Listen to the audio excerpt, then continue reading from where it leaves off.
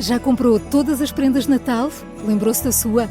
Estamos a oferecer 40 passes anuais da Zone e um deles pode ser seu. Assine hoje até 55% de desconto e habilite-se a ganhar. Tudo em observador.pt.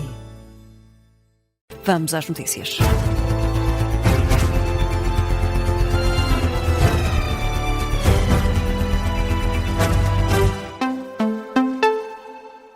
Jornal da Meia-Noite, com a edição da Diana Rosa.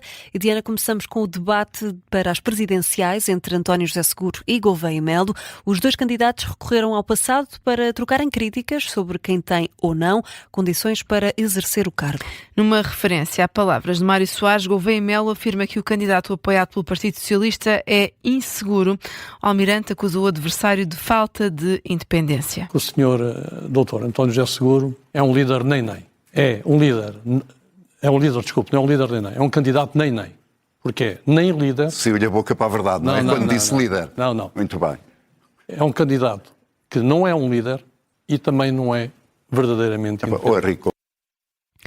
António José Seguro responde, diz que Gouveia Melo é indigno para o cargo, recorreu ao caso do navio Mondego para sublinhar que, ao contrário do Almirante, não utiliza o poder para humilhar ninguém. O senhor tem na história de Portugal mais algum dirigente militar que tenha feito o que o senhor fez? Há muitas situações... Não, mas tem um exemplo, dê-me. Não lhe vou dar exemplo nenhum, mas há muitas situações na história... Sabe porque é que o senhor não dá exemplo? Porque não tem exemplo absolutamente nenhum. Não. Isso é indigno, aquilo que o senhor fez. Henrique o senhor Gouveia Melo mostra como é que exerce o poder em público, isso não o qualifica para Presidente da República. É o entendimento de António José Seguro quanto a Henrique Gouveia e Melo. E os candidatos à presidência também reagiram às declarações desta manhã do Procurador-Geral da República sobre a Operação Influencers e o caso Spin Movida. O Procurador-Geral Amadeu Guerra afirmou que não tem agendas, recusou ainda que o Ministério Público lance escutas ou provas para a opinião pública. Numa alusão aos registros em que foi apanhada a voz de António Costa, Henrique Gouveia Melo avisa Amadeu Guerra que falar não basta. Nós temos, nos momentos em que há eleições, libertação de casos e de dados que não se sabe de onde é que vêm, sobre processos que estão a decorrer e muitas vezes complexos sobre determinados atores, não me parece que seja bom para a justiça, porque isso é uma justiça de pelourinho. O Ministério Público pode dizer que não tem agendas, mas tem que parecer não ter agendas também. Não basta só dizer, porque tem que gerar confiança na população toda. Já António José Seguro diz que quer ter uma conversa séria com o Procurador-Geral da República sobre justiça, caso seja eleito para Belém. A justiça tem que dar esclarecimentos, tem que dar posições muito claras. Agora, sobre as escutas, eu não gosto de ver devassa na praça pública. Eu não gosto de ver de escutas, ainda por cima, escutas que nem sequer têm nada a ver com processos, mas mesmo tivesse, eram graves na mesma.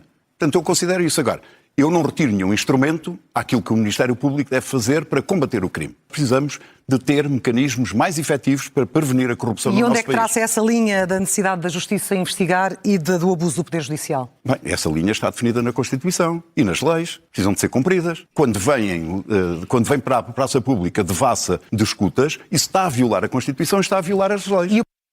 O próximo Frente a Frente é amanhã na RTP. Catarina Martins, candidata apoiada pelo Bloco de Esquerda, contra António Filipe, apoiado pela CDU. E o candidato presidencial, António Filipe, acusa o primeiro-ministro de usar o salário mínimo para tentar desmobilizar a greve geral convocada para dia 11 deste mês. Em causa, um objetivo traçado por Luís Montenegro, que quer subir o salário mínimo para 1.600 euros até ao fim da legislatura.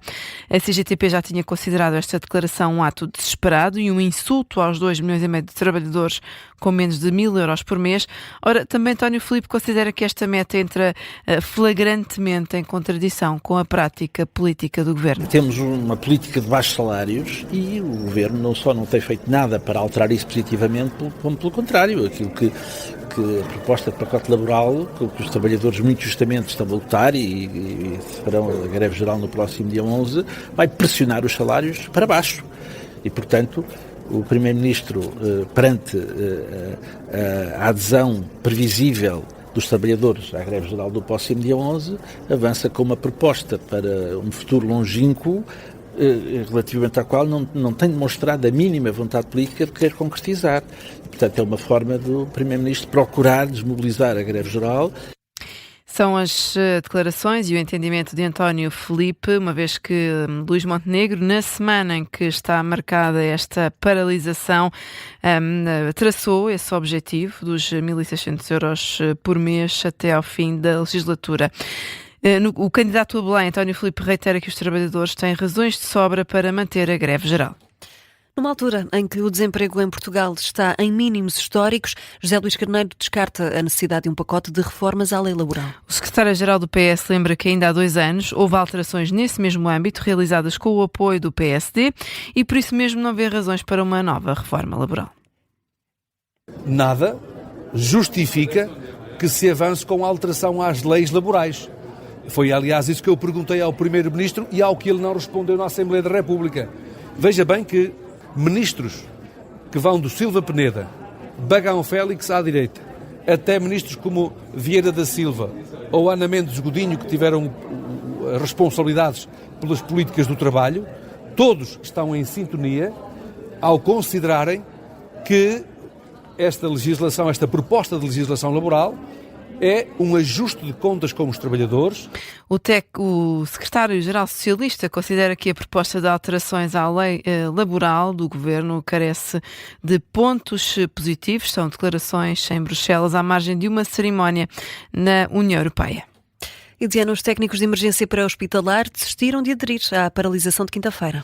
Decisão tomada depois do sindicato ter estado reunido com a Ministra da Saúde, Ana Paula Martins. Em declarações aos jornalistas, o presidente do STEF afirma que recebeu a garantia de que o acordo de reforço de competências, assinado entre Governo e INEM, é para manter e vai ser reforçado. Rui Lázaro considera que estão reunidas as condições para o sindicato recuar e não participar na greve geral. Diana, vamos agora conhecer outros temas em destaque. Quase 170 professores em mobilidade vão regressar às escolas em janeiro, uma decisão anunciada esta noite pelo Ministério da Educação. Em comunicado, o gabinete de Fernando Alexandre explica que a maioria dos docentes abrangidos pertence a grupos de recrutamento e a quadros de zona pedagógica carenciados, podem, por isso, assegurar aulas a milhares de alunos, sobretudo nas áreas disciplinares e nas regiões do país onde há maior escassez de professores.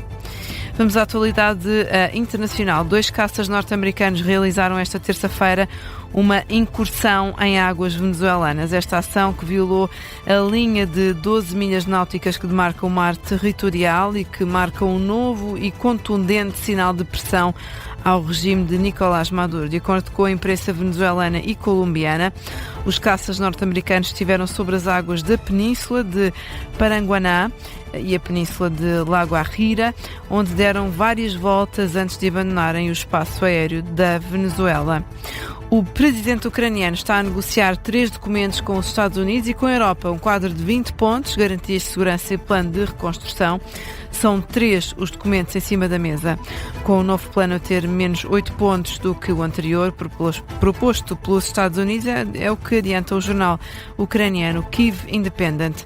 Ainda sobre este conflito, o secretário do Tesouro dos Estados Unidos falou hoje com a primeira-ministra da Ucrânia sobre as sanções petrolíferas à Rússia.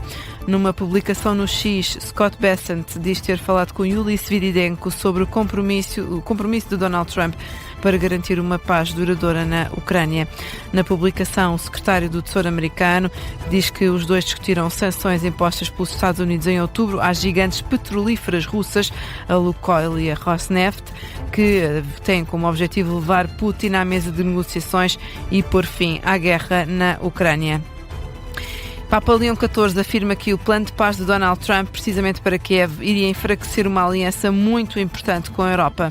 De acordo com a CNN International, o Papa diz que o plano marca uma enorme mudança no que foi, durante muitos anos, uma verdadeira aliança entre Europa e Estados Unidos. O pontífice acrescenta que as recentes declarações do presidente norte-americano parecem estar a tentar destruir o que deve ser uma aliança muito importante hoje e no futuro. O Papa não referiu quais os comentários de Donald Trump.